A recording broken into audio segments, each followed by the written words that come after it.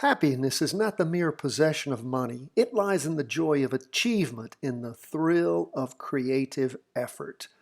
Franklin D. Roosevelt.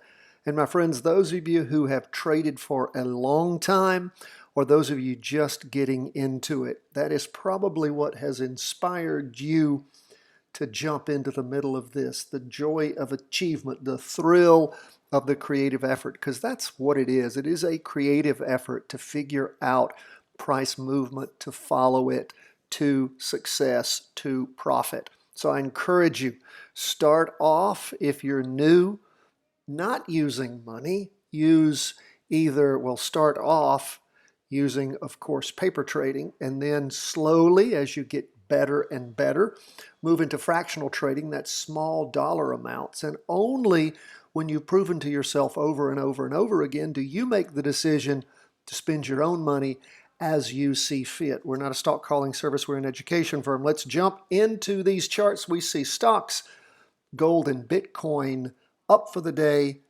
We look at bonds, we see them down. And as far as Bitcoin goes, the Bitcoin ETFs are down for the day. Grayscale Bitcoin up. So not a lot in either direction. We'll talk about that when we get to it. Let's start off with the S&P 500 up 1.22%. What does that do for us for the week? It gives us a doji, a slowdown in the down movement, lots of indecision. Price percent oscillator's gone flat, derivative oscillator negative, losing some downward momentum. Prices below that weekly trend line. We look at the 2-day. What do we see there? Well, as we scope out the 2-day for Thursday, we can see where it has pushed through the weekly trend line. That prior 2-day candle pushed through the 2-day trend line. It's not a confirmed crossover yet because this candle will finish drawing on Friday. This last candle represented Tuesday and Wednesday. It's a 2-day candle. You don't call a candle till it's drawn. Could be a really bad day tomorrow. Not that's going to happen, but if it did, it could actually pull back through. I've seen that happen. But this is a pretty solid crossover going up, and you have quite a substantial derivative oscillator that's drawn there too. Not too likely. We look at the half day, we can see where things turned around in the market on Tuesday, up Tuesday, Wednesday, and Thursday. And again, pushing through on Thursday morning, further up in the afternoon through that weekly trend line. And we can actually follow this a little steeper. There we go. Well, I like to try to connect 3 candles if we can. There we go. That's a good 3 candles connected. Always 3 candles or more. You can always connect 2 candles. So we're always looking for 3 or more to help us just have a firmer, nicer trend line. Makes us feel better about it. That's where we are on the S&P. Indecision, still going down on the weekly level, but a potential crossover tomorrow on the 2-day. Now that's not jumping into a trade and all. That would take you potentially out of a down trade on the S&P. Now, let's look at the Qs. The Qs, less indecision. You know, it's not a doji here. It's a green spinning top. Slowdown in the down movement. We can see prices pushed above the 2-day and sitting right there on the weekly. Price percent oscillator flat, derivative oscillator losing downward momentum. We can see where that 2-day again, like the S&P, trying to cross over, going up, pushing through the weekly. We'll see how that finishes off tomorrow. And of course, similar to the S&P, we can see where we have things moving up just about the same on the NASDAQ 100 on the half day. That's where we are on stocks. Up just about the same today. S&P 1.22, NASDAQ 100 1.21. Let's move on to bonds, down 0.75% for the day. Big red down candle for the week that is forming. Price percent oscillator spiking down. Derivative oscillator gaining some downward momentum. First day of the latest 2-day candle.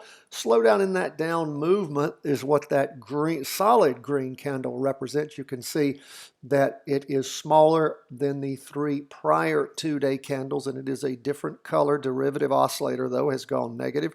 price percent oscillator still heading down, prices below both the weekly and that 2-day.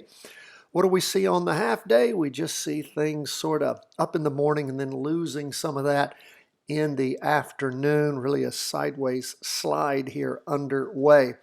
Overall, though, lots of downward pressure on bonds, and we'll keep an eye on things as they continue to move. You guys know we had that 2-day recross going down back on Monday. And of course, that is in effect. Those of you who shorted bonds, either with puts or went TBF, Tango Bravo Foxtrot, TBF. That is the ProShares short. And of course, since that crossover, it's been going up. That is the way a short fund works. It's an inverse fund, single inverse. If you're interested in trying to make money in the market when things are going down, you can, of course, become a Patreon member and get the 3-part series, Options Made Simple, The Charting Wealth Way. And we appreciate all the recent Patreon members. And you'll get that training. I think it's great training. I've had nothing but compliments on it. You can learn how to short the market, how to practice put trades, also how to go long with call trades, options. And of course, you can also use these inverse funds. So all of those subject to lots and lots of practice. Now, let's move on from 20-year bonds, go to gold. Gold up for the day, 0.45%, but you can see this has been a down week for gold. Red down candle just above the weekly trend line. Price percent oscillator still heading up, but has lost some momentum. We can see that the derivative oscillators lost some momentum too. 2-day chart, really close to a crossover going down. We can see that the price percent oscillator is at 2.18. The exponential 8-period moving average is 2.51. I'm looking on the left side of the screen below the top horizontal bar. I guess the one you see below the 200 exponential moving average, that PPO and exponential moving average 8. We can see that the number of the PPO is higher than the 8-period exponential moving average, which means we don't have a crossover yet. That's helpful to you can try zooming in, or you can just highlight it on the screen and it pops it up for you. We can see, though, that the derivative oscillator has gone way negative. Green spinning top. So we'll keep an eye on things there and see if that takes us out of gold when the market closes tomorrow. We look at the half day up in the morning and burning some of that energy off in the afternoon. That price percent oscillator still negative and flat. Derivative oscillator losing downward momentum. That is where we are on gold. Gold has lost its luster after popping up to the high last week of $193.30, close to the high that we saw many, many months ago. It was a $194+ Now, let's look at Bitcoin. We look at the New York Stock Exchange Bitcoin Index. We see another red spinning top. Price is, again, the derivative oscillator is about disappeared. The price percent oscillator still flat sliding sideways. We've seen that going on now for many a week. We look at the 2-day and we do have, now I tell you what though, let's switch over, because as we've been discussing, I like the methodology the New York Stock Exchange uses for coming up with Bitcoin price, but it's only reported infrequently. So let's look at what's going on with XBTF, which again is a Bitcoin future. We do see a green candle forming, green open box candle forming. We see the price percent oscillator pulling away from the red signal line, derivative oscillator gaining some upward momentum. We look at the half day. That's where you can see where things up in the morning and then losing some of that energy in the afternoon. For all three of the futures ETFs, that's BITO down 0.04%, BTF down 0.19%, XBTF, which is the one I like to trade, down 0.15%, and we can see Grayscale Bitcoin's up 0.55. And you might say, where are all these numbers coming from? Well, the first three I read you were futures. Grayscale Bitcoin is a trust. New York Stock Exchange Bitcoin only produces price once a day. And you also have all of these exchanges that are traded throughout the day 24/7. So we have a lot of price action across the board with various exchanges and all. They do typically come in line. I mean, they all of that is averaged out.